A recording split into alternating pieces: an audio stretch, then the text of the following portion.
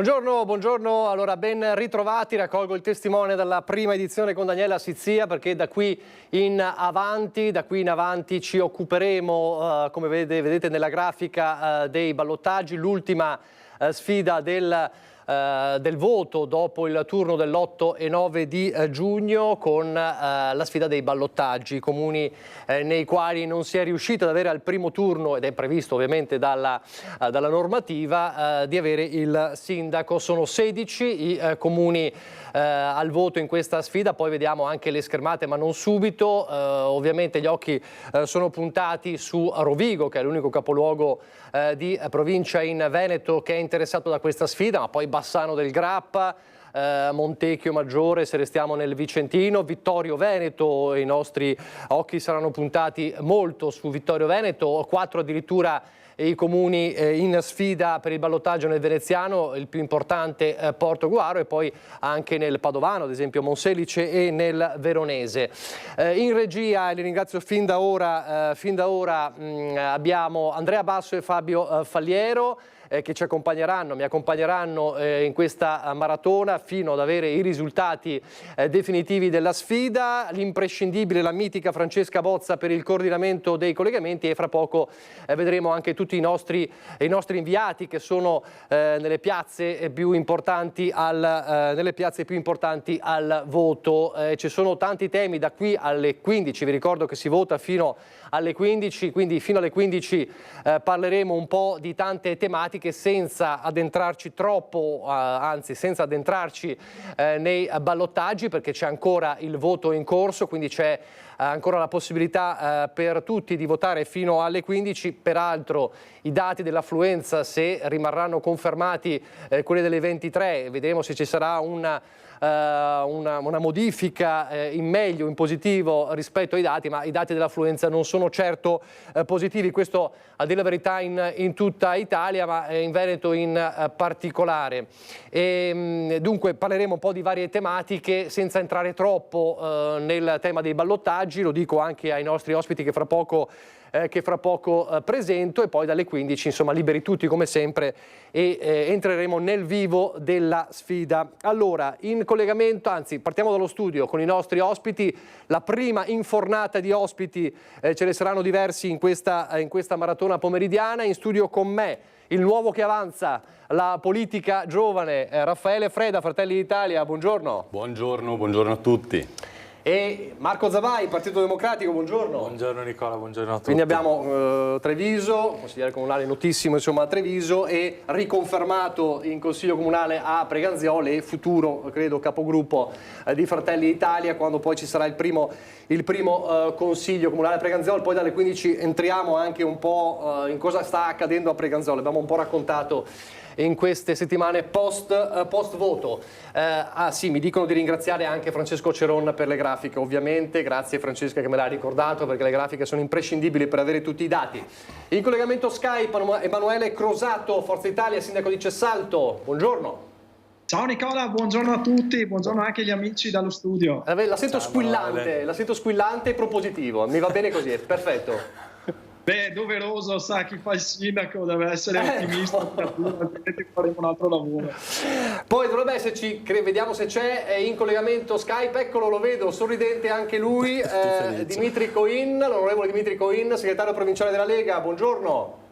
Buongiorno a tutti. Che quest'oggi non gusterà il caffè di Antenna 3 come ha fatto l'altra volta, che si è fermato qui ed era presente ovviamente, poi ha altri impegni. Da Strasburgo è così? Sì, da Strasburgo, sì. C'è aria di Europa in questa sua trasferta di Strasburgo? No, è l'assemblea plenaria della delegazione del Consiglio d'Europa della quale faccio parte. Benissimo, allora dopo parleremo anche di Europa in questa ora e mezza che ci porta poi ad avere i primi dati sul ballottaggio. Allora, vedo già in collegamento possiamo già fare subito un collegamento con i nostri inviati, poi vediamo le schermate dei vari comuni al voto. Allora, Portogruaro è uno dei comuni al voto per il ballottaggio. Vedo Anna De Roberto in collegamento, la sfida Toffolo-Bertoncello. Anna. Esatto. Siamo tornati Nicola qui a Porto Gruaro. Allora il primo assaggio di collegamento da Porto Gruaro l'abbiamo fatto da uno dei seggi elettorali più grandi, anche diciamo uno dei più importanti, perché lì vota il 50% dei residenti di Porto Gruaro. Adesso nel secondo collegamento vi abbiamo portato nel più piccolo, qui votano circa in 480 persone, siamo all'oratorio di Lison. Lison è una frazione, in questa frazione tra l'altro risiede uno dei 4 candidati alla poltrona di primo cittadino, che nella prima tornata elettorale è uscita sconfitta ma ha portato a casa un 4,9% di voti, ovvero Alida Manzato, che era proprio e in qualche modo andava a rappresentare, portava la frazione di Lison. Quindi questo 4,9% di voti chissà dove andrà. Noi siamo venuti qui perché questo tra l'altro, Nicola, è un seggio molto particolare, perché di questi 480 elettori ben 180 si trova all'estero e quindi non hanno votato. Si tratta di persone che hanno mantenuto la cittadinanza italiana ma in realtà non sarebbero nemmeno nate qui, quindi probabilmente l'hanno mantenuta dai loro antenati, parenti italiani. In più ci sono anche tantissimi elettori che si trovano in casa di riposo, e in questo ballottaggio, quindi in questa seconda tornata elettorale, le case di riposo non hanno fatto domanda per poter... Le persone in casa di riposo non hanno fatto domanda per poter esprimere il loro voto, quindi mancano anche questi. Insomma, ad oggi sono circa le 13:35, qui nel seggio 23 c'è un'affluenza del 37%, prima eravamo in Viale Liguria e l'affluenza era del 47%, quindi vi lasciamo un po' immaginare qui a Porto Gruaro, tra le varie frazioni che potrebbero rivelarsi davvero importanti nell'equilibrio di questo ballottaggio, diciamo il sentiment qual è? Quindi poche persone che hanno scelto di tornare a votare. Pensate ai tanti anziani che si trovano in casa di riposo, le persone che invece si trovano all'estero, e dunque Lison, con l'oratorio che vedete alle mie spalle, si ferma ad un'affluenza bassissima, ovvero quello del 37%. Dovete sapere che Porto Gruaro, lo ricordiamo anche per chi magari non ha seguito la nostra prima diretta, è un comune commissariato da 2 anni, un sindaco sfiduciato, quindi un comune insomma che dovrebbe attendere davvero con ansia di poter avere finalmente una guida anche politica, e invece i dati dell'affluenza che stiamo raccontando e stiamo raccogliendo non ci danno non ci danno un termometro di questo tipo. Un altro dato interessante che abbiamo raccolto girando nei vari seggi è che ci sarebbe un buco di elettori, ovvero la fascia che va dai 30 ai 45.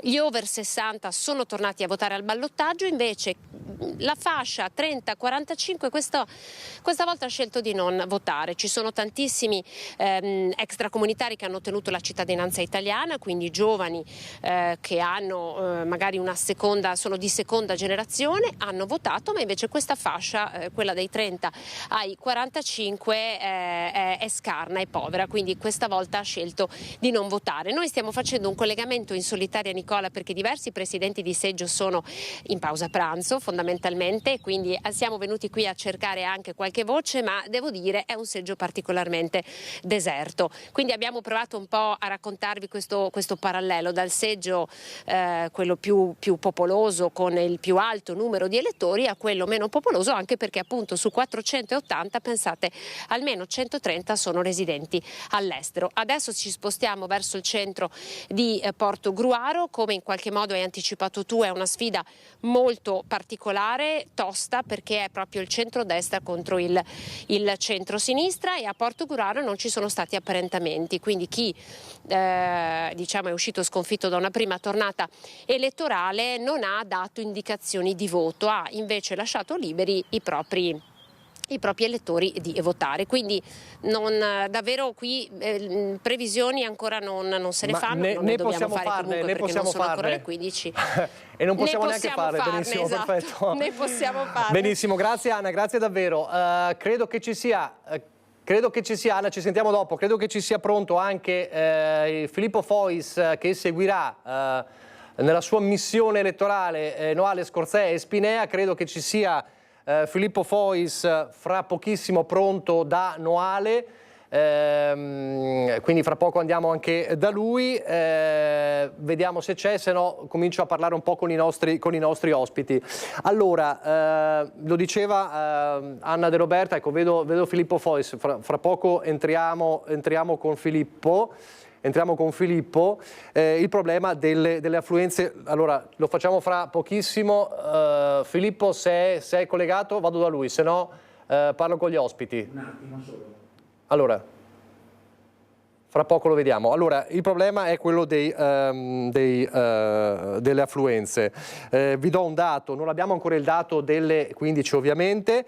L'ultimo dato disponibile è quello delle 23 di ieri in Italia, così facciamo un raffronto. La media è quello del 37% di persone che sono andate a votare, degli aventi diritto. Come vedete, questa è la media. Ci sono regioni nelle quali si è superata questa media, 40 e 96 in Basilicata, Emilia Romagna e Lazio, 44 nelle Marche, 46 in Umbria. Il Veneto si attesta a 37,45%, quindi poco sopra la media, ma resta comunque una media molto molto bassa se raffrontata con gli anni scorsi, con il dato del passato. Entriamo nel Veneto e come vedete le province si attestano tutte intorno alla stessa percentuale.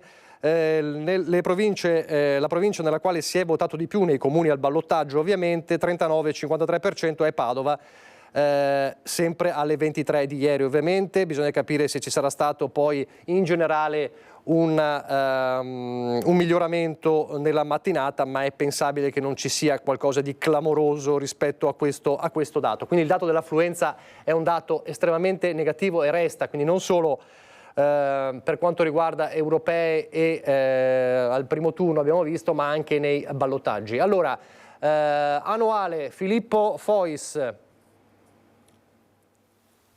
Sì, buongiorno Nicola, e a te e ai tuoi ospiti, ai telespettatori di Antenna 3. Dunque, ci troviamo nel seggio centrale di Noale, sono 16 sezioni, qui ce ne sono ben 10. Esatto. Tra l'altro Andrea Greguoldo è presidente della sezione 2. Ecco, vediamo innanzitutto, come sapete qua vicino si sta votando per diversi ballottaggi. Oltre a Portogruaro in provincia di Venezia si vota anche a Scorzè e a Spinea, oltre naturalmente a Noale. Per quello che riguarda la chiusura dei seggi alle ore 23, la percentuale a Spinea di votanti è stata del 34,7% rispetto al 51% del primo turno, mentre a Scorzè del 39,8% contro il 51,8% del primo turno. Qui a Noale si era chiuso alle 23 con il 41,9% contro il 55,3% del primo turno. Come sta andando stamattina?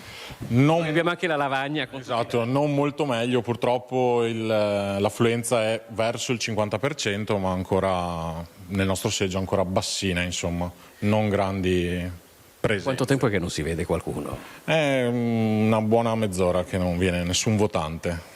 Ho visto che però le varie sezioni hanno delle cifre molto diverse tra loro, una addirittura era al 75%, un'altra al 30%, dipende poi anche dalla conformazione delle residenze. Sì, alcuni vengono concentrati i residenti all'estero, quindi hanno numeri più alti e quindi percentuali un po' più basse, altri hanno numeri più piccoli, quindi maggiori percentuali. Comunque l'afflusso è abbastanza costante come numeri, cambiano le percentuali giustamente a salire o a scendere per quello. Lei è da 15 anni, mi ha detto che fa lo scrutatore, ha visto che è cambiato qualcosa in termini di partecipazione rispetto a 15 anni fa? Sicuramente il senso civico, il senso delle elezioni è un po' venuto meno, soprattutto sulla fascia più giovanile. Dai 40 in giù i numeri dei votanti sono sicuramente calati. Quindi diciamo più sulla fascia alta d'età che voi avete visto gente arrivare. Sì, sicuramente gli anziani, se mi permette il termine, sono più presenti con le votazioni, anzi ci tengono a essere presenti. Quindi c'è stato qualche episodio particolare che si è verificato in questi giorni? È stato tutto tranquillo? No, tutto molto tranquillo, tutto molto regolare, nel rispetto totale delle norme, insomma. Tra un'ora e un quarto, adesso si chiuderanno i seggi, inizia lo spoglio, sarà abbastanza breve, abbastanza semplice col ballottaggio perché sono insomma 2 nomi. Sì, rispetto al primo turno dove c'erano i voti disgiunti, tutte le liste da controllare, sicuramente sarà molto veloce e semplice. Che ora prevede che si saprà più o meno? Penso che tra le 4:30 e le 5 i risultati arriveranno più o meno tutti, insomma. Un'ultima curiosità, ci sono stati parecchi voti disgiunti quindi? La prima volta? Penso su e giù 3 o 4 per seggio in realtà, non tantissimi, non grandi numeri. C'è chi ci ha provato, sì. Va bene. Nicola, se non ci sono domande io ti restituirei la linea. Grazie a Filippo Fois. Allora chiudiamo il giro dei nostri inviati, primissimo giro dei nostri inviati, andando da Lina Paronetto, che sta seguendo la partita più attesa ovviamente della Barca, l'unica però attesa al di là del fatto che fosse l'unico comune al ballottaggio, Vittorio Veneto. Lina, buongiorno. Buongiorno a te Nicola, buongiorno ai telespettatori, eccoci di nuovo con Nicoletta Rizzetto, siamo in Piazza del Popolo di fronte al municipio di Vittorio Veneto che tra pochissimo avrà il suo nuovo sindaco. Allora dalle 15, lo avete ben detto, inizierà lo spoglio. L'affluenza qui a Vittorio Veneto è piuttosto bassa in questo secondo turno, ne abbiamo parlato anche nei collegamenti precedenti dal seggio, quindi ieri sera si è fermata al 33 poco più per cento degli aventi diritto, quindi anche le operazioni di spoglio non dovrebbero essere particolarmente lunghe. Allora qui con noi, visto che prima abbiamo proprio parlato del fatto che principalmente sono andati a votare in questo ballottaggio in cui, lo ricordo, si sceglie tra Mirella Balliana e Gianluca Posocco il nuovo sindaco, sono i 2 sfidanti usciti dal primo turno rispetto a Giovanni Braido e Luisa Camatta, ecco, sono andati a votare tanti anziani, si diceva, e poco i ragazzi. Noi abbiamo qui Samuele Stella, che è un ragazzo di 18 anni compiuti a febbraio, è vero Samuele, che è qui di zona Ceneda e che è andato a votare appunto per la prima volta e ci è andato primo e secondo turno, è vero? Sì, è vero. Di per sé, diciamo, l'esperienza più forte è stata solo entrare all'interno dell'edificio, perché ero andato molte volte a votare con i miei genitori, però ovviamente non avendo 18 anni mi lasciavano fuori e stavo lì ad aspettare. E per il resto è stata comunque un'esperienza direi normale, perché sono entrato già sapendo chi avrei votato entrambe le volte, perché mi ero precedentemente informato, e ho consegnato carta elettorale, poi la carta d'identità, sono entrato nell'urna e in 30 secondi ero già fuori, quindi è stato veramente liscio. Ecco, sei andato quindi motivato, anche con il buon esempio dei genitori, evidentemente, che vuol dire tanto, no, per i ragazzi. I tuoi coetanei, secondo te, sono andati in queste elezioni che poi sono locali, amministrative, oltre alle europee? Magari i ragazzi sentono proprio di più, paradossalmente, le europee, perché l'Europa è un po' la loro dimensione, e le amministrative, secondo te? Beh sì, appunto dei giovani che conosco io, diciamo che sono stati un po' a metà, perché alcuni che erano anche all'interno del mondo politico sono andati a votare, mentre altri erano proprio esterni a questa cosa e non sono andati a votare, che sinceramente per me non ha molto senso, perché comunque hai il diritto e comunque la decisione che non prendi te la prenderanno altri, e proprio non vedo il motivo per cui non andare a votare, anche solo per far valere la propria opinione. Bravissimo, quindi è anche un po' un consiglio che dai ai tuoi coetanei questo? Certamente. Cosa si aspettano secondo te in generale, a prescindere dal territorio in cui siamo magari, ma in generale i ragazzi dalla politica, dall'amministrazione, di cosa hanno bisogno secondo te? Perché noi ne parliamo tanto anche da giornalisti, ma magari non riusciamo a intercettare quello che è davvero la vostra opinione. Beh, forse i giovani, soprattutto per la mia esperienza personale, sono poco presi perché non si sentono molto coinvolti da questo mondo e lo vedono proprio come una cosa esterna che riguarda appunto i più grandi e i vecchi, e invece per noi proprio ci orbita attorno e non ce ne importiamo, quando in realtà non dovrebbe essere così, perché in politica si parla anche e soprattutto dei giovani. A te piacerebbe fare politica da grande? La vedo un po' dura, anche perché appunto non mi sento proprio in grado di sostenere molte persone sotto il mio nome, quindi direi di no.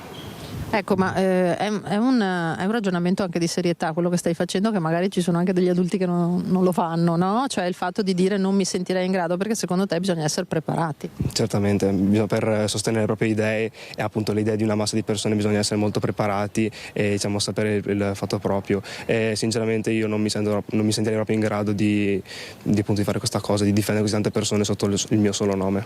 Adesso sei anche tanto giovane, Samuele, se possiamo permetterci un consiglio da vecchi, per cui sinceramente c'è tempo però è già un ragionamento serio che ti fa onore. Allora Nicola, noi abbiamo appunto voluto avere come ospite proprio un ragazzo giovane che è stato così cortese e gentile da venire qui in piazza con noi per dimostrare e sentire dalla sua viva voce anche quelle che sono state un po' le emozioni, no? di questo primo voto, e tante consultazioni ci saranno da qui in poi. Noi con Nicoletta a questo punto e con Samuele Stella ti salutiamo e ci spostiamo magari nella sede di un'associazione di categoria per capire quelle che sono le istanze poi dal tessuto produttivo, in attesa di poter parlare nel concreto di quella che è la sfida politica. Benissimo, grazie davvero a Lina Paronetto. C'è un altro collegamento che è imprescindibile perché è uno dei comuni al voto più attesi, cioè Bassano del Grappa.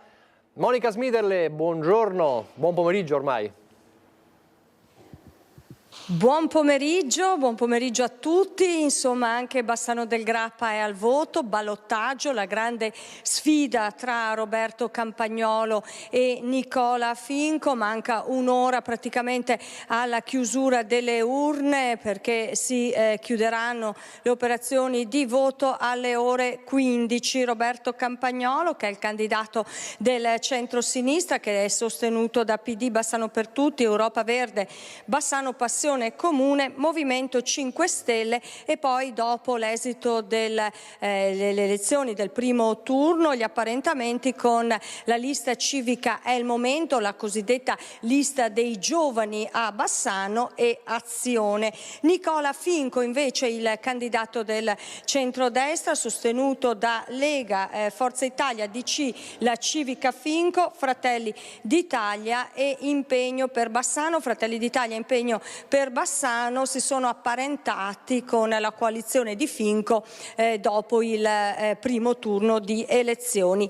Vediamo insieme ora il dato relativo all'affluenza. Vi dico subito che purtroppo non è un dato buono, perché l'affluenza alle urne è piuttosto bassa. Il dato ufficiale è relativo alle 23 di ieri, aveva votato il 35,9% degli elettori bassanesi, che in totale sono 38.581. Vediamo velocemente anche i dati ufficiali, sempre relativi a ieri. Alle 19 il 29,63, alle 12 di ieri l'11,67. Insomma, percentuali piuttosto basse. Ricordo il dato dell'affluenza alle urne al primo turno di elezioni, sottolineando comunque che si votava sia per le amministrative che per le europee, e che si era attestato al 55,75. Noi siamo al seggio 4 presso le scuole medie Bellavitis, quindi siamo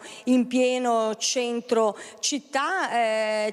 Chiedo al collega Renzo Rigon di entrare nel seggio, perché ci sono i dati ufficiosi, insomma comunque i dati aggiornati. Con me c'è il presidente del seggio Francesco Fabris. Allora Fabris, vediamo insieme i dati aggiornati all'ultimo dato alle 13:55. Sì, l'ho appena fatto in tempo reale e siamo arrivati a 383 votanti su 994, quindi abbiamo una percentuale circa del 38,5%. È un dato sicuramente molto basso. È un dato molto basso, solitamente a quest'ora ci saremmo dovuti assestare intorno ai 55-60%, io questo era quello che mi sarei francamente aspettato. Che è un po' il dato anche dei precedenti ballottaggi, anche se storicamente va detto che ci sono ballottaggi che hanno registrato affluenze alle urne anche intorno al 70%, ma insomma già il dato dell'affluenza al primo turno dell'8-9 giugno ci aveva dato questo 55,75 che già aveva imposto qualche riflessione. Adesso una percentuale ancora più bassa, e di molto più bassa probabilmente, perché ci si potrebbe attestare intorno a un 40. Sì, ritengo verosimile il 40, anche considerato che le sezioni qui a fianco alla nostra hanno dei numeri sostanzialmente che mi portano a pensare a quel numero complessivamente. Senta, urne aperte aperte ancora per circa un'ora e poi le operazioni di spoglio inizieranno immediatamente dopo la chiusura. Insomma, solitamente, tradizionalmente, le operazioni di spoglio sono piuttosto veloci e quindi in nome del sindaco potremo averlo dopo un paio d'ore. Voi quanto ci impiegate mediamente? Io ritengo che per avere un'indicazione ufficiosa, che sarà quella che poi noi trasmettiamo telefonicamente, più o meno in mezz'ora, 40 minuti dovremmo riuscire ad averla. A Bassano ci sono 41 sezioni da scrutinare, ma insomma la storia delle elezioni ci racconta che intorno alle 17, salvo che non ci siano problemi particolari, c'è il sindaco che guiderà la città per i prossimi 5 anni, che arriva in sala consigliare per i primi festeggiamenti. Io ringrazio Fabris, lasciamo il seggio, grazie, buon lavoro anche a voi. E poi che cosa succederà? Appunto il prossimo sindaco di Bassano arriverà in sala consigliare, i primi festeggiamenti. La proclamazione invece domani mattina intorno alle 9 presso l'ufficio elettorale centrale di Via Verci, dell'anagrafe di Via Verci, arriverà il magistrato assieme a un pubblico ufficiale. Ci saranno i controlli sicuramente di rito, se i controlli daranno esito positivo ci sarà poi la proclamazione, però a porte chiuse. Dopo la proclamazione a porte chiuse lo spostamento in sala consigliare in municipio per la proclamazione, insomma, così pubblica, e i festeggiamenti. Per il momento da Bassano è tutto, se ci sono domande naturalmente sono a disposizione. No, sei stata esauriente, grazie a Monica Smiderle. Allora ci vediamo dopo, quando il fronte sarà un po' più caldo. Allora, questi i nostri inviati che ringrazio, poi ne sentiremo anche altri. Dunque, il dato che emerge è chiaro. Ripartiamo da qui, ripartiamo dal fatto che solitamente magari sono le politiche o le europee a trainare poco il voto, ma ormai gli ultimi tempi dimostrano che anche le amministrative, che si diceva beh è un'altra partita, hanno questo problema. Zabai. Sì, purtroppo è una tendenza a cui stiamo assistendo negli ultimi anni. Ricordo che l'anno scorso a Treviso ha votato il 52% di elettori e quindi confermiamo questa tendenza, se non addirittura la peggioriamo, per cui è un dato che tutte le forze politiche in generale dovrebbero opporsi e andiamo a vedere, sarà interessante vedere se sarà un trend nazionale oppure se alcuni ballottaggi, io leggevo stamattina come per esempio Lecce o anche Perugia avessero avuto dei picchi rispetto al resto d'Italia, se magari appunto proprio è la dinamica dello scontro che può essere una cosa che porta più cittadini a votare, magari, non lo so, è una riflessione su cui secondo me si è speso ancora troppo poco tempo all'interno delle forze politiche e che invece necessita di una riflessione ampia, anche perché per carità è tutto legittimo, siamo stati abituati negli anni ad avere alti numeri rispetto anche al resto dei paesi europei. Ricordo che l'Italia votava tanto rispetto anche a paesi di più lunga tradizione democratica. Anche negli Stati Uniti la partecipazione è sempre attorno al 45-48%. Non penso che per un paese come il nostro, appunto di tradizione partecipativa, sia una cosa su cui dobbiamo semplicemente accogliere e basta, quindi sicuramente bisogna pensarci. Un plauso al ragazzo di Vittorio Veneto che ha deciso di andare a votare e che appunto dimostra il concetto, quello vero, che dice perché devo lasciare decidere gli altri quando ho la possibilità di decidere io. Freda, perché anche nella scelta del sindaco, nella scelta di chi poi governerà il comune c'è questa disaffezione ormai, secondo lei? Secondo me i cittadini sentono una distanza nei confronti della politica in generale, a qualunque livello. E forse i grandi discorsi relativi all'importanza del voto, all'importanza della delegare la democrazia andrebbero ridotti per riportarli a un messaggio forse più chiaro, più semplice, cioè andiamo a votare, scegliamo anche il meno peggio, quello più vicino a noi anche se non ci entusiasma, perché quando non scegliamo noi sceglie qualcun altro al posto nostro.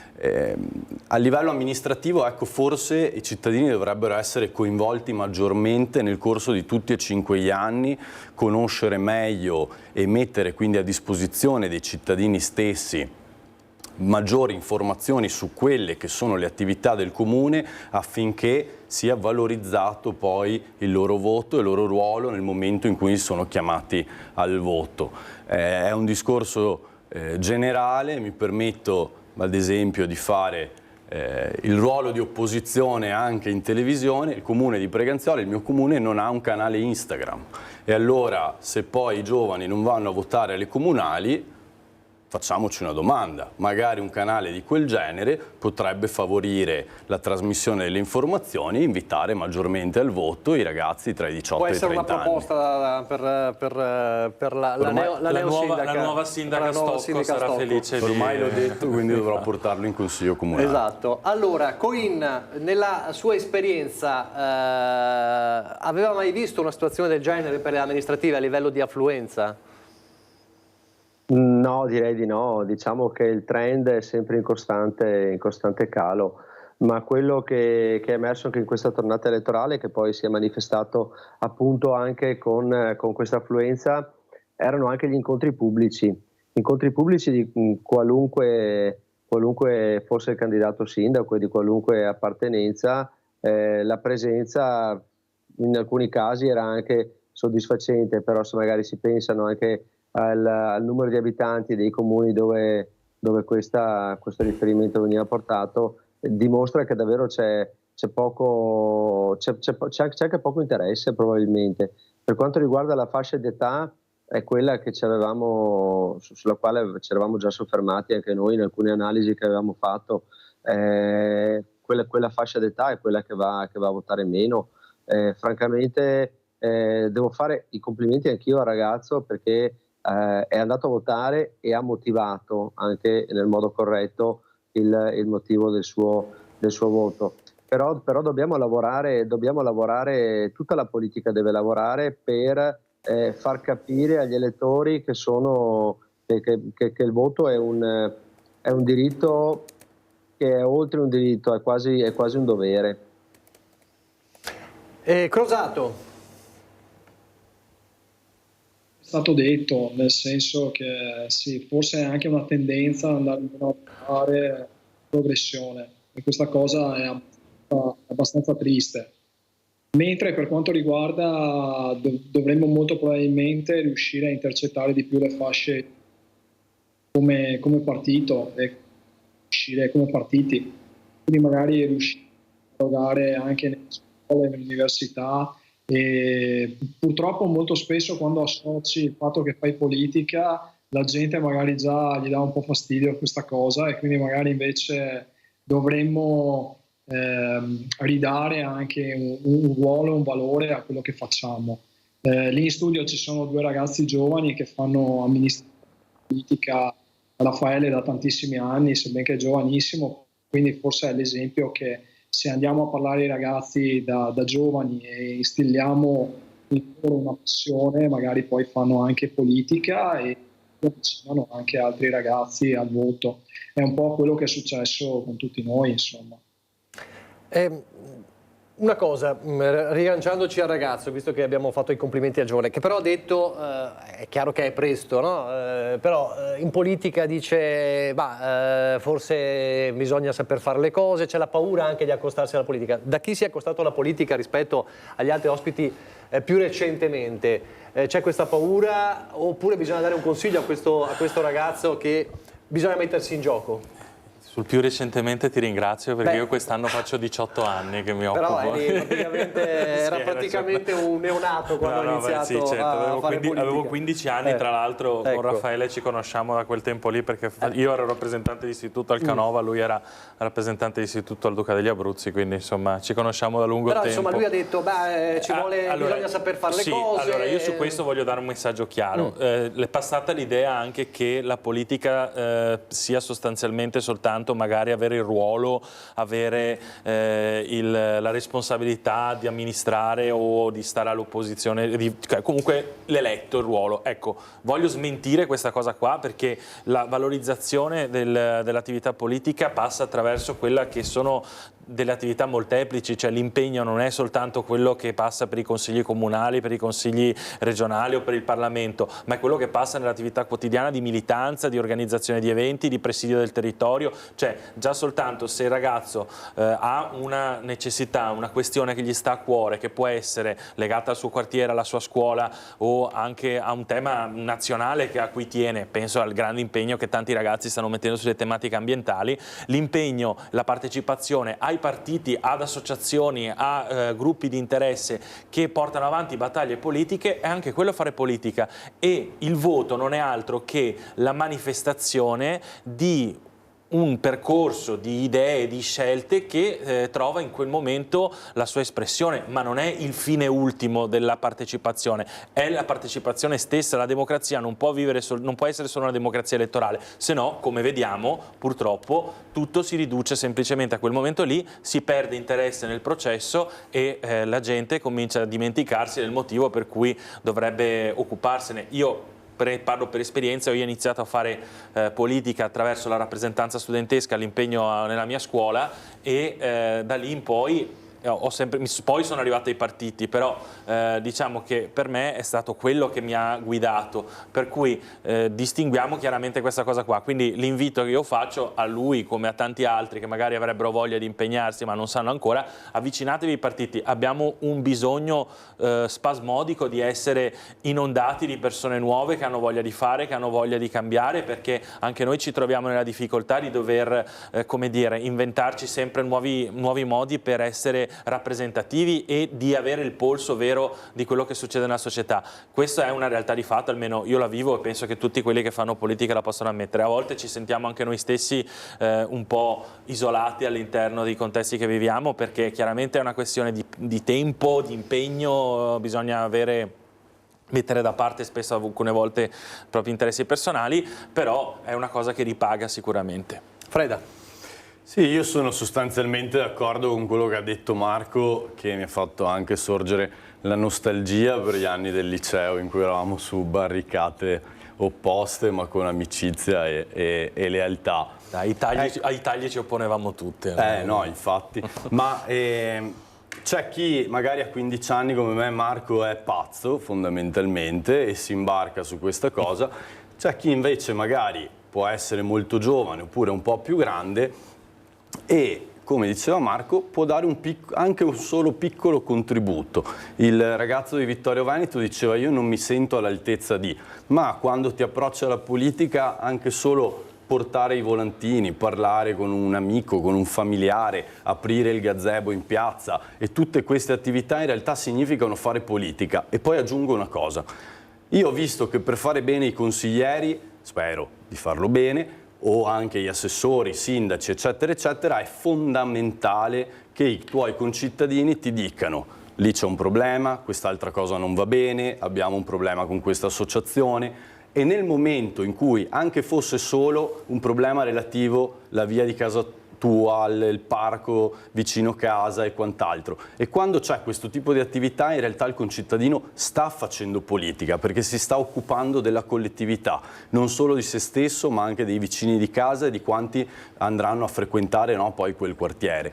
Quindi la politica è qualcosa di più semplice rispetto a quello che si immagina. È chiaro che se uno oggi apre i giornali e legge dei dibattiti relativi alla composizione della Commissione europea, alla riconferma della von der Leyen e tutti quei meccanismi complicatissimi che nemmeno chi ha una formazione di tipo giuridico e ha studiato diritto dell'Unione Europea riesce a capire in maniera nitida, è chiaro che a quel punto lì ti spaventi. Ma andare a cercare, per chi è più giovane, il consigliere comunale del tuo paese o del tuo quartiere addirittura, vedrete, può essere utile per avvicinarsi al mondo della politica, che è in nuce semplicemente occuparsi del bene comune, quindi di spazi comuni, di servizi comuni, delle attività che riguardano tutti, e non è necessario avere il master in amministrazione della pubblica, della PA. Allora, fra pochissimo vado anche da Coin e Crosato su questo, però mi chiede la linea, credo che ci sia pronta anche di nuovo Lina Parronetto da Vittorio Veneto, perché cerchiamo di capire a Vittorio Veneto anche quali sono le richieste un po' delle categorie a chiunque sarà poi sindaco a Vittorio Veneto. Lina. Ecco Nicola, di nuovo in diretta con Nicoletta, siamo nell'ufficio, lo ringraziamo, di Enrico Maset che è il presidente di Confartigianato Vittorio Veneto, grazie della disponibilità, manca poco all'inizio dello spoglio, voi avete fatto una serie di incontri con i candidati a sindaco, ricordiamo che sono in corsa Gianluca Posocco, Mirella Bagliana, per capire quelle che sono le loro posizioni rispetto alle istanze del vostro settore, di cosa c'è necessità, cosa vi preme maggiormente? Beh, guardi, noi abbiamo fatto degli incontri con i vari candidati e quello che abbiamo sempre detto che è importante è che non si facciano grossissimi progetti, perché alla fine mancano i soldi e manca tutto, quindi non si riescono a mettere in pratica. Quindi delle piccole cose che si possono comunque fare, piccole o grandi che siano, ma in qualche modo di riuscire a ottenere qualcosa di nuovo. Ecco, per quanto ci riguarda, ad esempio, la viabilità è una cosa importante, importantissima, perché abbiamo il problema di raggiungere l'area industriale, per dire che se ci mettiamo nella strada che porta a San Giacomo, nelle ore di punta è impossibile muoversi, ci impieghiamo ore per raggiungere solo San Giacomo, quindi sarebbe l'opportunità di avere quella bretella che è già iniziata, che venga portata a termine fino alla zona industriale. Dopodiché, se pensiamo ai sensi unici, pensiamo a chi si sposta dall'ospedale, ad esempio, di Costa per arrivare a Ceneda. Quanti giri bisogna fare? Dopodiché bisogna tenere conto anche di questo. Pensiamo a chi entra da sud e entra in centro. Dobbiamo fare una strada che porta non davanti al centro del municipio e ai giardini, ma bensì dietro il centro dei giardini e il municipio. Quindi questa è un'altra cosa da verificare, che con poco si può fare. Dopodiché, diciamo, il problema per noi è anche un problema demografico legato alla gente, le giovani coppie. Abbiamo chiesto cosa può fare il Comune per attirare le giovani coppie. Anche questo diciamo, è una cosa che in collaborazione con il Comune si potrebbe fare anche noi come associazione di categoria. Perché c'è un problema anche di reperimento di personale. Il problema del personale, diciamo, stiamo facendo un'operazione col CEIS, ad esempio, qui a Vittorio Veneto, che vogliamo cercare di formare di questi ragazzi, alcuni, non dico tutti, perché una parte magari che è legata al nostro mondo, che potrebbe essere valida. Quindi prima di tutto dobbiamo pensare a insegnare la lingua e poi cercare di, quando escono da là, di trovare anche degli alloggi che in questo momento sono sfitti, che il Comune potrebbe anche pensare, perché noi come corpo intermedio di categoria cerchiamo di darci da fare e di riuscire a portare a termine determinate cose che ci siamo proposti, però abbiamo bisogno dell'amministrazione e qui anche questo è quello che abbiamo, una cosa tra le quali abbiamo chiesto ai futuri sindaci. Dopodiché abbiamo il problema nostro che è legato, e abbiamo chiesto cosa ne pensano, al codice degli appalti, il nuovo codice appalti dove ci porta che fino a 150.000 euro riescono a dare in appalto anche alle piccole e medie imprese come siamo noi, perché questo è un altro problema grossissimo, al di là di grossi appalti, del PNR eccetera, che noi con le nostre piccole aziende non riusciamo ad accedere, però questo è una cosa importante, perché dico 30, 40, 50 fino a 150.000 euro riusciamo sicuramente con le nostre piccole aziende a riuscire abbiamo tutte le categorie di lavorazione, quindi riusciamo a far lavorare i nostri artigiani del posto, con manodopera del posto, visto che paghiamo le tasse a Vittorio Veneto, le paghiamo qui, occupiamo la gente e consumiamo a Vittorio Veneto. Questo quindi secondo noi è importantissimo. Cosa ne pensa la nuova amministrazione che andrà a governare Vittorio Veneto? È bello determinato, siete belli, sapete bene quello che volete, quello che chiedete, nel senso che poi noi raccontiamo delle elezioni, raccontiamo chi vince e chi perde, ma voi già dalle 15:30-16, quando ci sarà il nuovo sindaco, siete pronti a confrontarvi. Vabbè, certamente su questo io ho dato la disponibilità nostra dell'associazione fin da subito, quando avete bisogno ci chiamate, perché anche noi possiamo dire la nostra. Qualcuno è rimasto anche contento di della nostra disponibilità, anche perché tante cose noi forse le sappiamo meglio di loro e sappiamo come organizzarle e sappiamo anche come portarle avanti. Quindi ho dato la mia disponibilità, la disponibilità mia e dell'associazione completa, perché ci tengano in considerazione, perché noi siamo il corpo intermedio, purtroppo dobbiamo arrangiarci perché vediamo che dallo Stato ci viene poco e quindi anche per reperire la manodopera, ripeto, stiamo facendo questi incontri col CEIS, è l'unico posto dove possiamo reperire la manodopera. Ricordiamo il CEIS, è il centro di accoglienza, perché qui a Vittorio ha dato tanto in questi anni di sbarco. Certo, solo che loro ovviamente quando lavorano in un'azienda, anche se percepiscono comunque poco perché sono agli inizi, dopo il CEIS devono uscire da lì e hanno bisogno, non possono andare a dormire ai giardini, e questo è un problema grossissimo. Sì. Teniamo conto che tutti gli edifici dismessi dell'esercito, purtroppo abbiamo chiesto anche questo, cosa si farà? Non dico di tutti gli edifici perché sono una marea, oltre a quelli dello Stato proprietà del demanio, ma ci sono anche tutti gli altri. Posso dire la Colussi, la Consolata, l'Italcementi, su questi non si può fare niente, però ci sono gli edifici dello Stato che si possono comunque reperire a nostro avviso e che magari qualche appartamento, qualche proprietà dell'amministrazione si possono anche alloggiare in questi posti. Noi ce la mettiamo tutta, però abbiamo bisogno comunque di un apporto anche dell'amministrazione. Benissimo, allora c'è già un bel ruolino per i nuovi sindaci, per il nuovo sindaco che verrà eletto tra poco. Ma sicuramente, ripeto, è importante che ci sia dialogo tra la nuova amministrazione e l'associazione e noi siamo disponibili comunque sempre a tutto. Grazie al Presidente Masetta. Hai sentito, qui a Vittorio Veneto si attende con trepidazione dunque la nuova amministrazione per iniziare già a lavorare insieme. Grazie al Presidente di Confartigianato, noi restituiamo la linea allo studio. Grazie a Lina Paronetto. Insomma, come sempre poi le categorie lavorano sul concreto. Fra poco poi dibattiamo anche su quello che ha detto il rappresentante, il presidente della Confartigianato. Volevo restare però per chiudere sul tema affluenza, ma anche i giovani che si accostano poco alla politica. Coin, lei è segretario provinciale della Lega, quindi ha tante mansioni, ha tante cose da fare, organizzare ovviamente l'attività della Lega in provincia, ma anche quella immagino di capire se c'è modo di reclutare forze nuove per il partito. Quanto è difficile reclutare forze nuove per il partito in questi anni, per i partiti in generale? È difficile perché rispetto a quando ero ragazzino io, la società è davvero cambiata.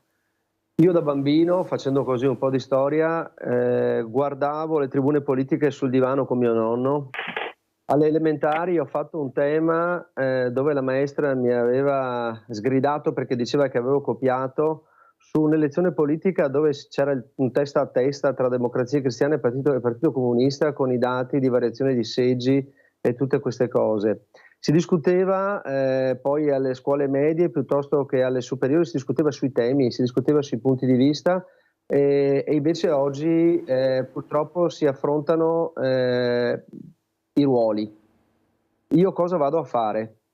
Io sono entrato in Parlamento nel 2018 e non avrei mai pensato di fare il parlamentare neanche nel settembre del 2017, quindi 6 mesi prima delle elezioni, perché il mio avvicinamento al mondo della politica è sempre stato per cercare di dare un apporto per migliorare una società nella quale poi anch'io avessi potuto esprimermi dal punto di vista professionale.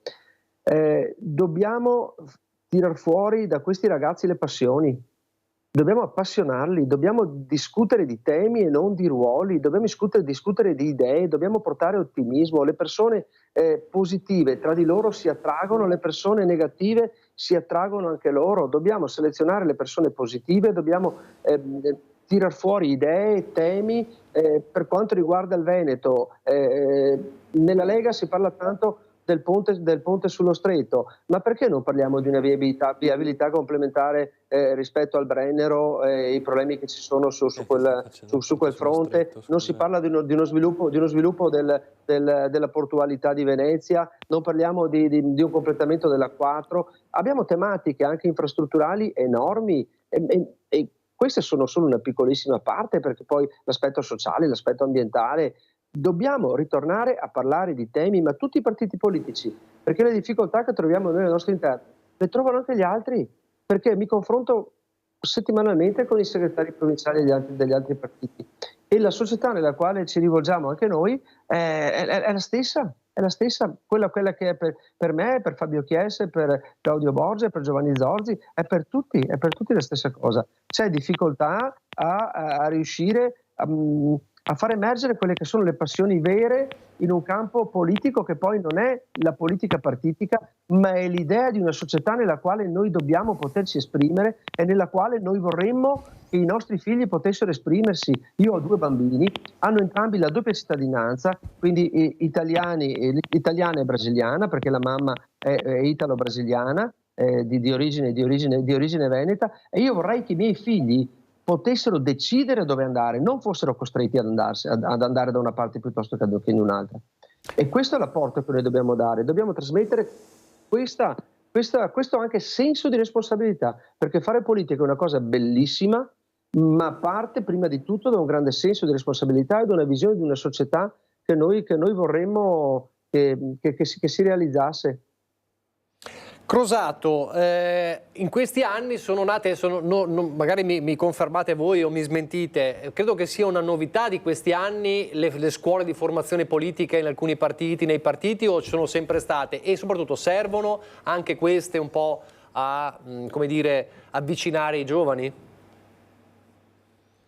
Sì, assolutamente. Diciamo il mio partito, Forza Italia, da sempre al gruppo giovani, che è estremamente attivo, forse quasi anche più attivo quello dei grandi, quindi praticamente funziona benissimo e riesce ad attrarre soprattutto dalle università i ragazzi che si avvicinano, che vogliono avvicinarsi alla politica. Pertanto questo sicuramente funziona ed è importante, vedo che funziona anche negli altri partiti ed è certo una risorsa. Poi ho ascoltato il discorso di Dimitri con grande attenzione, perché effettivamente è anche la mia visione, quella di parlare di temi. Se parli di temi riesci ad attrarre le persone, riesci ad attrarre gli interessi, anche soprattutto quando sei alla ricerca di creare un gruppo a livello comunale, trovare dei problemi e delle possibili risoluzioni è il primo modo per legare le persone.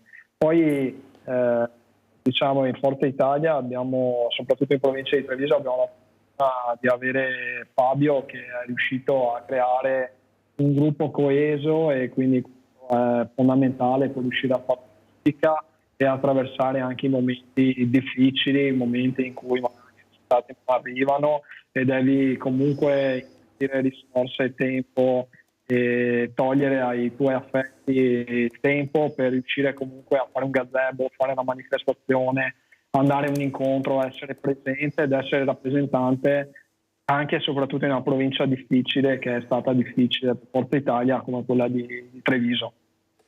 Allora, prima di andare in pubblicità, che c'è un blocco di pubblicità se non sbaglio, andiamo anche da Luisa Bertini, che avevo colpevolmente dimenticato, credo che sia a Montecchio Maggiore, un altro dei comuni interessanti sul voto, peraltro è stata la sede della manifestazione della Lega sull'autonomia, e fra poco ne parliamo, più tardi ne parliamo dell'autonomia. Luisa, come sta andando? Confermato anche da voi la situazione abbastanza disastrosa sulle affluenze? Sì, buongiorno ai nostri.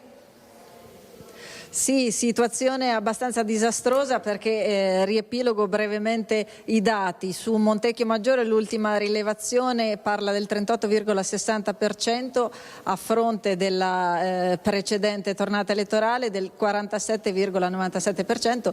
Poi vi dico anche Schio e Valdagno: Schio con 37,38% a fronte della scorsa tornata con il 47,89% e Valdagno al 41% a fronte della scorsa tornata elettorale del 51,22%. Quindi dati sull'affluenza in calo, anche se non vi anticipo niente perché poi ce lo dice la Presidente di Seggio Eleonora Rizzo. Qui a Montecchio in realtà in termini di giovani c'è un po' una controtendenza. Intanto partiamo dalla panoramica: come stanno andando le operazioni di voto ancora in corso fino alle ore 15. Buongiorno a tutti, le affluenze circa in questo plesso sono del 48%, speriamo di arrivare a un 50% insomma nelle poche ore che ci rimangono, entro le 15 insomma. Ecco, adesso abbiamo visto che la situazione dell'affluenza è un po' in calo, mentre un'oretta fa ancora c'era più gente. Esattamente. La pausa pranzo così come la mattina. Sì, esatto, in pausa pranzo abbiamo riscontrato o la mattina presto molte più presenze dei votanti, insomma, quindi speriamo che... Invece la buona notizia che riguarda i giovani, cosa succede qui? Registriamo una presenza di giovani che vengono a votare, quindi contro le varie tendenze. La maggior parte comunque è una fascia di età tra i 60 e i 70 anni, però abbiamo registrato anche adesso molti giovani votanti e siamo contenti, insomma. Anche perché, diciamolo, noi siamo nella scuola Manzoni, che è una scuola proprio del centro storico di Montecchio. Esattamente, sì, qui vengono a votare appunto quelli del centro storico, quindi sia appunto persone anziane ma anche famiglie con giovani che possono appunto votare, quindi siamo Ecco, quindi con questo dato un po' in controtendenza, nel senso che qui c'è un'affluenza prevalentemente giovanile, restituisco la linea allo studio. Grazie, un raggio di luce da Montecchio nel buio. Grazie a Luisa Bertini. Pubblicità, poi torniamo subito a Bassano del Grappa, vedremo Portoguaro, vi faccio vedere anche un servizio, abbiamo una mezz'oretta circa.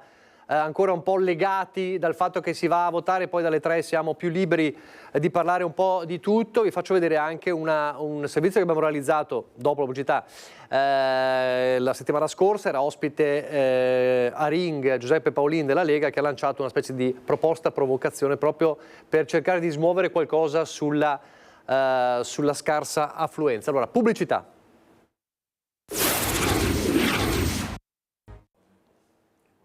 Rieccoci in diretta mentre qui si parlotta un po' tra gli ospiti. Andiamo subito a Bassano del Grappa da Mirko Cavallin. Buongiorno Mirko, buon pomeriggio. Manca mezz'ora alla chiusura delle urne. Buon pomeriggio. Sì, manca mezz'ora. Io poco fa sono stato a una delle sezioni periferiche, quella di San Michele, dove la Presidente Lucia Fincato mi ha confermato una tendenza all'aumento dell'affluenza. Ieri sera 35,9 il dato di Bassano, ma già ieri sera quella sezione di San Michele, che è in periferia nella zona collinare, sfiorava il 50%, già ampiamente superato in queste ore, già a mezzogiorno di oggi. Ti do un dato: l'ultimo ballottaggio di Bassano risale a 10 anni fa, perché nel 2019 vinse al primo turno Elena Pavan. Ebbene, nel 2014 l'affluenza al primo turno fu del 67%, al secondo turno del 52%, quindi dovremmo essere su quell'ordine di grandezza intorno ai 18-20 mila voti espressi. Vedremo, perché partiamo da una differenza tra i due candidati di 695 voti. Roberto Campagnolo 5.926, Nicola Finco 5.231, ma poi sono stati diversi apparentamenti e spostamenti. Tra l'altro, tra pochi minuti qui in Piazza della Libertà c'è una conferenza stampa di uno dei candidati sindaco del primo turno, Roberto Marin. Dalle informazioni che ho avuto indirettamente, potrebbero esserci novità interessanti, di cui vedremo conto più tardi. Intanto vi do conto della polemica via social, ma anche direttamente via telefonata, tra i due candidati sindaco, perché sapete che vige il silenzio elettorale anche sui social da quest'anno per decisione del Ministero dell'Interno. Ebbene, questo silenzio è stato rotto in qualche modo nella giornata di sabato, perché Roberto Campagnolo ha pubblicato lo screenshot di una chat in cui si faceva riferimento al votare l'avversario, testualmente: se a Bassano non volete ecologismo, gay pride, antifascismo militante, immigrazionismo peloso e panchine arcobaleno. Al peloso Campagnolo ha risposto pubblicando sul suo profilo l'immagine di uno dei pelosi più famosi del cinema, ovvero Chewbacca di Star Wars, per chi conosce questa saga.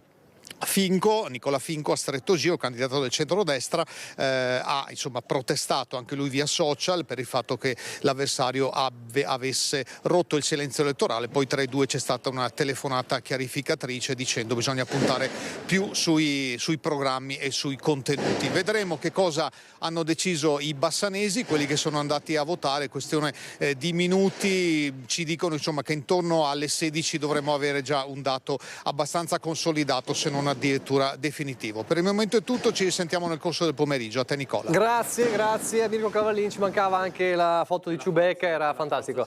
Esatto, che la forza sia con voi. Anna De Roberto da Portoguaro per un altro aggiornamento. Allora Cavallin ci dice che insomma almeno in uno dei seggi forse si sta riprendendo, poi alle 15 quando saranno chiusi avremo il dato definitivo sull'affluenza. La tendenza è negativa, però forse qualche exploit c'è. Anna De Roberto.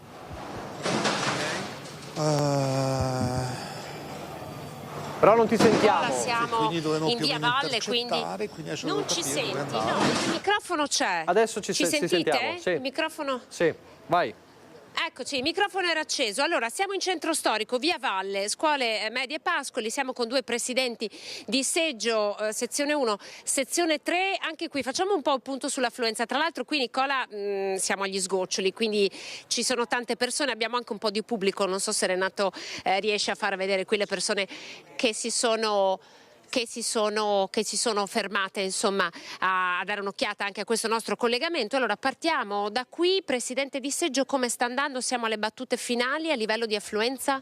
Sì, buongiorno a tutti. Allora siamo arrivati al 38% e quindi siamo su un 400 votanti su un circa 1000 di sezione. Non è andata bene rispetto? Non è andata bene, siamo al di sotto delle comunali che sono fatte esattamente 2 settimane fa e ci attendavamo di più effettivamente. Da quello che ho visto anche in giro, comunque è una sessione, su tutte queste sezioni siamo andati abbastanza bassi. Quindi... Che motivi vi siete dati? Insomma, siamo già, voglio dire, ad estate inoltrata.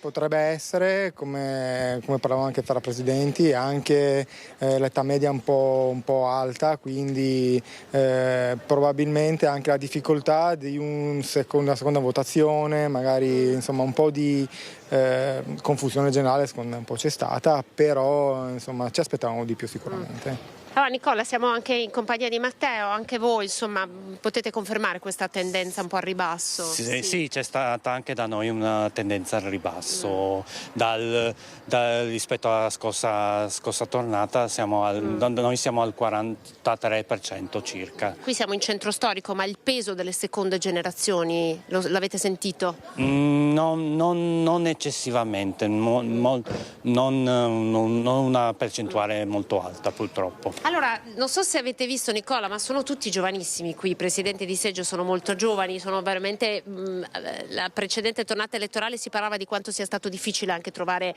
presidenti di seggio, insomma persone disponibili a dedicare questo tempo. Anche lei è giovanissimo. Sì, ho 35 anni.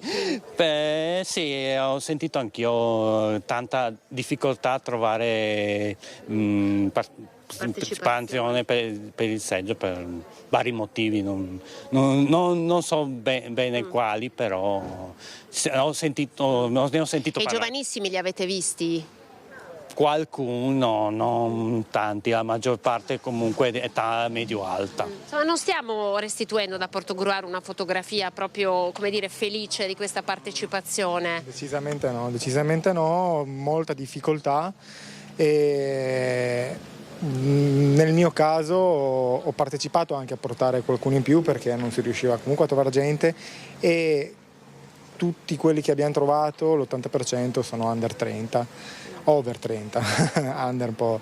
E quindi niente, noi lo facciamo più per senso civico più che altro, però purtroppo i ragazzi, allora è vero che siamo a inizio stagione, qua siamo località di mare e ovviamente tanti giovani si spostano verso le località di mare, quindi facciamo difficoltà anche per questo.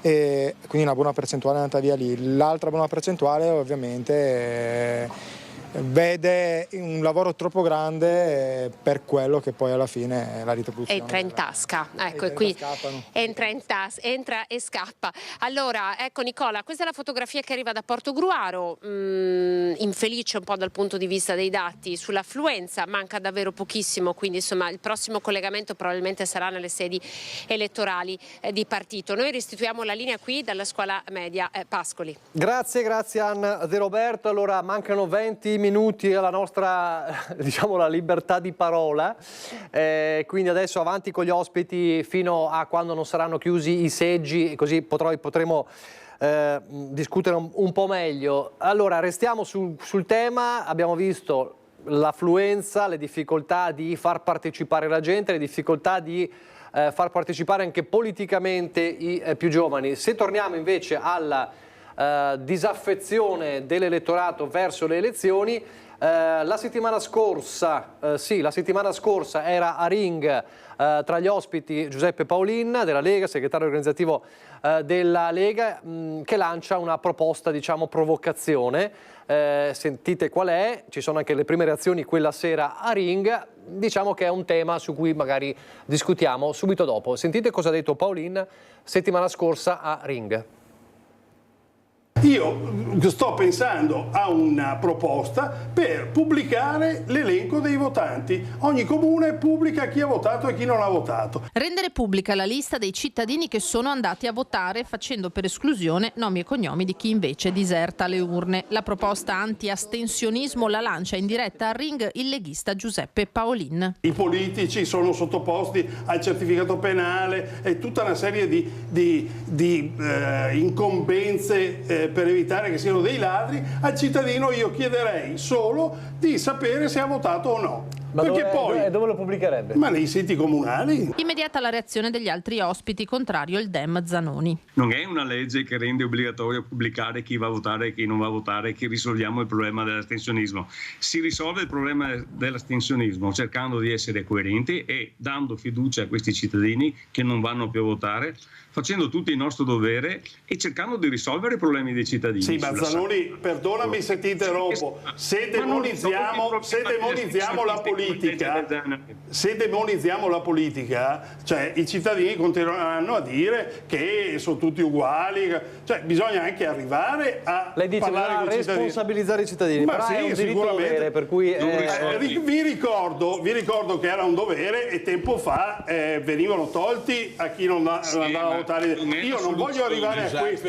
Per Borgia di Fratelli d'Italia sono le candidature calate dall'alto, i parlamentari fantasma ad allontanare gli elettori. Se tutti fossero eletti e fossero eletti con le preferenze, dovrebbero ritornare nel proprio territorio, dovrebbero portare risultati, dovrebbero confrontarsi con la gente, dovrebbero, come fanno gli amministratori locali, noi dobbiamo stare in mezzo alla gente, questo dobbiamo fare. Paolin è comunque determinato a portare avanti l'istanza. La farò ai miei parlamentari, io la sto scrivendo e dopo la propongo, dopo logico che passerà il vaglio. La mia allora è nata come provocazione per cercare di smuovere un po' e chiedere anche al cittadino di farsi parte attiva.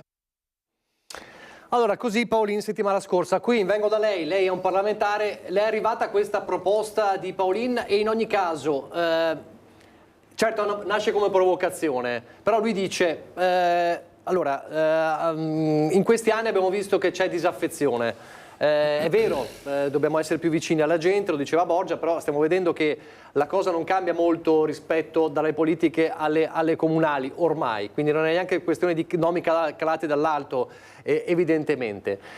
Facciamo qualcosa di concreto, smuoviamo, responsabilizziamo. Cosa dice? Non sentiamo l'audio. Sono d'accordo, qualcosa bisogna inventarsi, perché alla fine lo abbiamo visto chiaramente con le amministrative, l'affluenza non è cambiata. Una candidatura distante dal territorio come è stata quella di Vannacci ha comunque preso all'interno della Lega un consenso enorme, per cui questo può essere vero fino a un certo punto. Però come provocazione ci sta e come. Se mi arriva io qualcosa del genere lo sottoscrivo, sapendo chiaramente che è una provocazione, ma non può essere che ci sia sempre la voglia di addossare la colpa agli altri quando invece alla fine si partecipa poco. Noi dobbiamo sentirci come rappresentanti del popolo la responsabilità del mandato che abbiamo sulle spalle. Ho fatto un intervento in un'azienda un mese fa circa, dove erano presenti i vertici di Confindustria, degli industriali a livello locale, a livello veneto. E in questo intervento ho evidenziato proprio un passaggio che era stato fatto qui in Consiglio d'Europa, quando si è votato per l'ingresso del Kosovo all'interno dell'Assemblea del Consiglio d'Europa, creando tensioni anche con la Serbia, alimentando tensioni con la Serbia, che è comunque un paese dove le nostre imprese, in particolare quelle venete e friulane, vanno ad investire molto. Quindi, cos'è che voglio dire? Che a noi serve avere quella mano sulla spalla di rappresentatività forte del nostro territorio, che sia quelli dei cittadini con il voto, ma che sia anche quelli dei nostri imprenditori, ritornando prima al rappresentante dell'associazione di categoria. O lavoriamo tutti assieme con la consapevolezza di essere rappresentativi di un territorio, di una zona, anche se le persone non ci hanno votato, perché noi catalizziamo il voto di una parte precisa magari di elettorato, ma quando andiamo a rappresentare i cittadini dobbiamo avere questa consapevolezza, e ce la danno solo i cittadini quando votano. Questa forza ce la danno i cittadini quando votano, perché meno vanno a votare, più debole sarà la politica. Sempre è un circolo vizioso che si autoalimenta. Qualcosa bisogna inventarsi. Sono paesi dove il voto non è un diritto, è un dovere, e ti tolgono diritti civili se tu non dimostri che non sei andato a votare perché magari avevi dei motivi validi. Qua siamo agli estremi, perché anche il non voto è l'esercizio di un potere democratico, però una maggiore responsabilizzazione verso questo, che è un grandissimo diritto e che non tutti hanno, dobbiamo in qualche modo trovarla. Allora, Zabai, votare è un diritto-dovere, è una cosa che ci siamo conquistati, diciamo, e lo sappiamo bene come. C'è disaffezione, Paulin dice, quindi anche Coin dice, qualcosa bisogna fare, non si deve per forza e sempre soltanto dare la colpa alla politica, e quindi come si può fare? Perché educare, essere vicini al territorio, evidentemente forse non serve più, forse è stato fatto poco. Può essere anche questo uno strumento?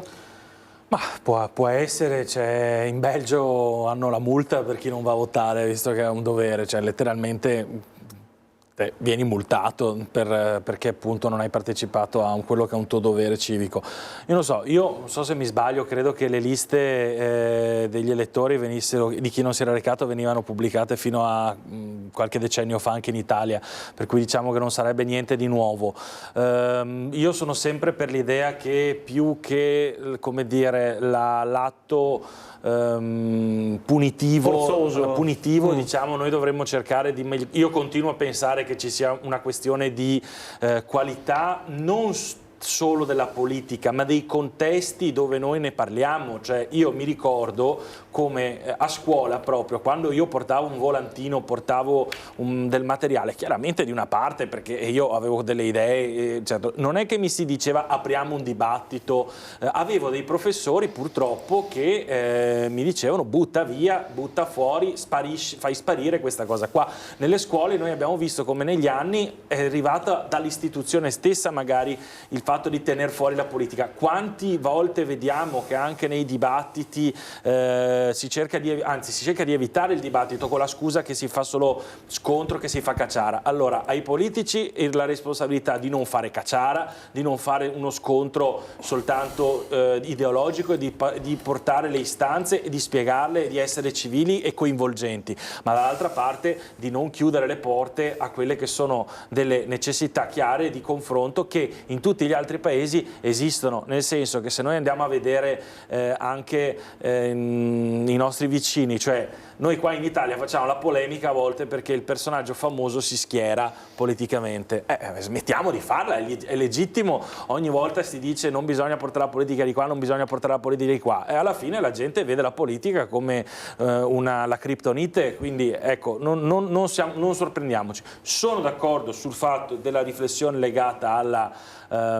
alle preferenze, su questo io sono assolutamente d'accordo, penso che, lo dico da tempo, che vadano riportate anche qui. Io credo che una delle cose che abbiamo visto alle europee in termini anche di voto ai partiti è stata anche perché chi ha saputo fare delle liste migliori anche in termini di offerta, per cui sicuramente io penso che sia un tema.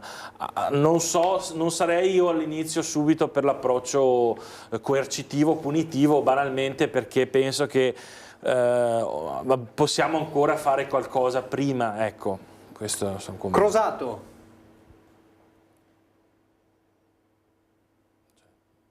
Se c'è. Scusi, avevo chiuso il microfono.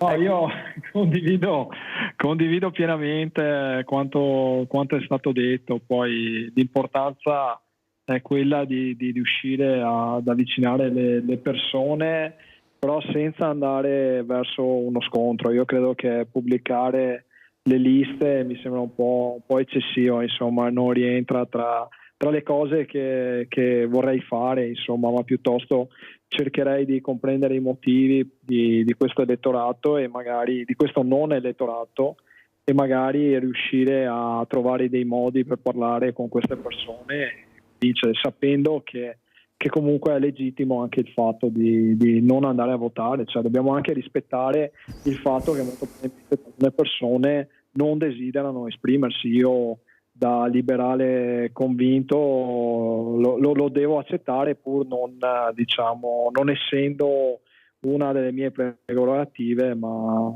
che è sempre quella di esprimere quello che penso e quello che vorrei fare. Allo stesso modo dobbiamo accettare chi non vuole esprimersi. Anche se il partito degli astensionisti diventa poi la maggioranza?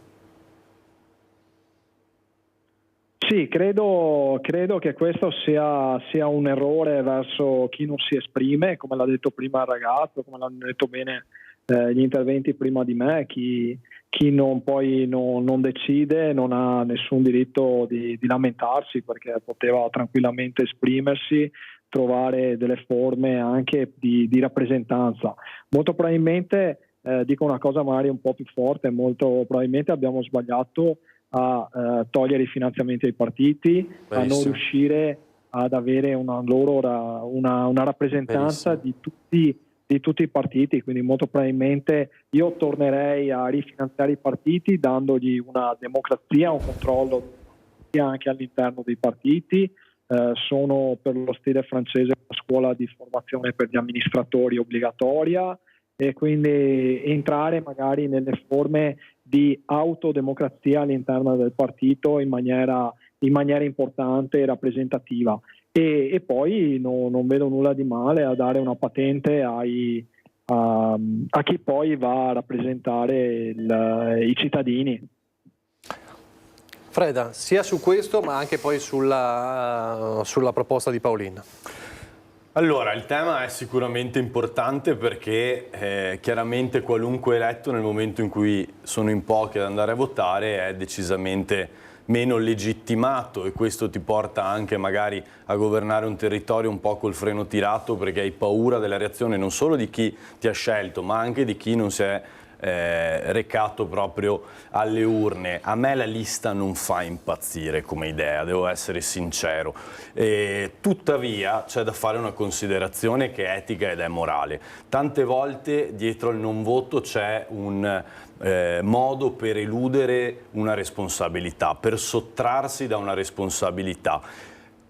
Sottrarsi da una responsabilità magari argomentando anche in maniera composita, dicendo che Tizio e Caio dei partiti sono dei ladri, che i politici sono tutti uguali e quant'altro, ma che poi, andando poi al succo della cosa, stringendo molto, si arriva a un atto appunto di elusione della responsabilità, per dire: guardate, io non ho votato nessuno, quindi non ho deciso niente, dunque non ho nessuna colpa se poi chi governa fa male. Ecco, la proposta della lista, effettivamente in Italia c'era già qualcosa di simile, si potrebbe anche realizzare, a me non fa impazzire, non mi fa impazzire anche perché poi all'atto pratico non so effettivamente a cosa porterebbe, perché uno che non va a votare, anche fosse pubblicato il suo nome sul sito del comune con una dove ci sarebbe scritto quindi che non si è recato alle urne, di per sé non vedo che conseguenze dovrebbe avere poi effettivamente questa cosa. Credo che la soluzione venga dunque dalla responsabilizzazione dei cittadini, dove la politica, così come nel mio piccolo ho appena fatto, dica in maniera chiara che ogni scelta è legittima, ma che quando non vai a votare stai rinunciando non solo a un diritto-dovere, ma ti stai anche evitando di assumerti una responsabilità, e che questo è sbagliato. Allo stesso tempo i partiti si devono responsabilizzare, coinvolgere maggiormente, coinvolgere più persone, non costruire mai quelle condizioni che portano il cittadino a sentire il palazzo troppo lontano. A tale proposito, quello che diceva il sindaco di Cessalto, Emanuele, è tutto sommato vero, nel senso che più di 10 anni fa ormai è stata eliminato, è stato abolito il finanziamento pubblico ai partiti, perché il finanziamento pubblico ai partiti, lo dico per sommi capi, era folle. Cioè, a fronte di €1 magari speso in campagna elettorale, sulla base di quanto rappresentativo era il partito, arrivavano a darti fino a €5 di quello che avevi speso. Allora si è deciso di fare un taglio con l'accetta e si è deciso pertanto di eliminare completamente il finanziamento, quando l'approccio più corretto probabilmente sarebbe stato dire: a fronte di €1 speso in campagna elettorale io ti rifondo al massimo lo stesso euro, oppure una quota minore. Questo perché? Perché è evidente che garantisce maggiore partecipazione. Nei nostri comuni non ci sono più le sedi di partito, laddove ci sono i consiglieri comunali, i militanti, gli assessori che le pagano. E anche questo è un messaggio che non passa. Tante volte i cittadini pensano che dallo Stato centrale, che da Roma arrivino ricchi premi, cotillon e soldoni per aprire le sedi, invece sono i candidati, i consiglieri, i militanti che si tassano e aprono le sedi. E questo non è che faccia il gioco della democrazia. Poi andiamo in televisione e diciamo i cittadini non votano. Bene, allora forse destinare non grandi somme, ma una piccola somma, se ci sta davvero a cuore il tema della rappresentatività, della legittimazione di chi rappresenta i cittadini, per finanziare le attività politiche, ovviamente nella massima trasparenza, naturalmente garantendo tutte le condizioni per cui non ci siano dubbi da parte dei cittadini su come vengono spese quelle cifre, forse avrebbe senso. E chiariamo che i consiglieri comunali non vivono di politica, perché sostanzialmente io prendo €17 netti a consiglio comunale. Ecco, io ne prendo un po' di più, che sono in un... Neanche i sindaci. No, ma appunto, cioè, chiariamo, spezziamo questa lancia e chiariamo che no, perché io mi sono ritrovato più volte che la gente mi diceva: beh, allora come va col nuovo lavoro? Io ho detto: quale nuovo lavoro? Esatto. Beh, il consigliere comunale. Io ho detto: guarda, prendo €70 netti a seduta e ne faccio una al massimo 2 al mese, per cui direi che non è possibile. Quindi la politica in questo momento, a parte per certi livelli, cioè dal consiglio regionale in su, fondamentalmente è puro servizio. E annuiva su quello che diceva Crosato del finanziamento? Assolutamente sì, io sono favorevolissimo al ritorno al finanziamento pubblico. Penso che la modalità del 2 per 1000 adesso è stata qualcosa che ha compensato, ma che non basta. Cioè, io sono perfettamente d'accordo con Raffaele nel momento in cui si dice che noi abbiamo bisogno di avere risorse, ma di usarle bene. Quindi è giusto che ci sia questi due elementi che vadano assieme, cioè i soldi che vengono dati per fare politica, per la democrazia, devono essere utilizzati per aprire le sedi, per fare propaganda, per fare diffusione di proposte, e questo dovrebbe essere il normale utilizzo dei fondi della politica. Quindi massima trasparenza, però un sostegno che ci sia, ecco. Coin, su questo? Posso fare due riflessioni veloci. Certo. La prima rispetto alle liste, perché c'è alle liste intese come listini bloccati o preferenze. Allora, il listino bloccato, nel momento in cui il partito ha una maturità politica alta, mette le persone migliori per il ruolo che devono andare a ricoprire. Spesso accade che vengano messi magari le persone più obbedienti, però la metodologia a monte ha una potenzialità davvero importante. Per quanto riguarda le preferenze non è che poi vengono espresse in funzione di un panorama o di una platea di persone così ampia, perché se pensiamo alle elezioni regionali, dove i candidati per ogni partito, per ogni provincia sono 8-10 persone, queste le sceglie comunque il partito e l'elettore sceglie comunque, esprime la preferenza in funzione di una scelta fatta a monte dal partito, e se il partito vuole far passare Tizio o Caio, mette Tizio o Caio e attorno fa una lista di figure magari di secondo piano e che non hanno la capacità di attrarre le preferenze, per cui anche qui c'è tutta una riflessione da fare. Per quanto riguarda il finanziamento dei partiti, la politica per sopravvivere e per fare attività politica, come si diceva anche prima, che per aprire sedi e per comunque fare attività politica a livello territoriale ha bisogno di soldi. Io sono convinto che ci sia un percorso per andare nella direzione di indebolire la politica come rappresentatività democratica, e parto da distante. Nel 1992, quando è arrivata Tangentopoli, è stato eliminato un tipo di finanziamento dei partiti che si basava sulle tangenti e che era assolutamente un finanziamento non regolare, un finanziamento, chiamiamolo, criminale. Si è passati poi a un finanziamento pubblico dei partiti, legato al numero dei voti che venivano presi, senza nessun obbligo di rendicontazione. C'è un allarme che suona. Ecco. C'è un allarme che hanno suona. Chiuso i seggi e ecco. Forse è l'allarme che hanno chiuso i seggi. Siamo liberi dalle 15. Hanno aperto la gabbia. Erano quelli di Tangentopoli. Le faccio chiudere il concetto che è importante. No, ok. Sempre che si riesca a sentire. Quindi si passava a un finanziamento che era quello del finanziamento pubblico senza obbligo di rendicontazione. Poi si è passati al finanziamento degli eletti, si sono tagliati gli eletti e quindi di fatto si va nella riduzione di questo ammontare di denari che vengono raccolti, per arrivare a dove? Per arrivare a quel sistema di finanziamento tipo paesi anglosassoni, dove non solo il privato e l'economia, il mondo economico finanzia i partiti, ma finanzia anche l'eletto. Il cittadino in quel momento avrà l'illusione di eleggere qualcuno perché faccia qualcosa, ma quel qualcuno prima di tutto farà quello che gli chiederà chi lo ha finanziato. Qua andiamo a vedere che cos'è questo allarme che suona. E chiudo il microfono, scusate. Ok, allora andiamo in pubblicità. È Vittorio Veneto. Sì, è l'allarme di Vittorio Veneto. Allora, andiamo in pubblicità, seggi sono chiusi, si è votato, fra poco, appena possibile, insomma chiedo anche a Francesco Cerona, Francesca Bozza, cerchiamo poi di avere il dato definitivo sull'affluenza, ma chiaramente ci vorrà un po', ma possiamo insomma allargare un po' il nostro discorso e cominciare a parlare un po' anche all'interno dei ballottaggi. Pubblicità, poi di nuovo in diretta, entriamo nel vivo.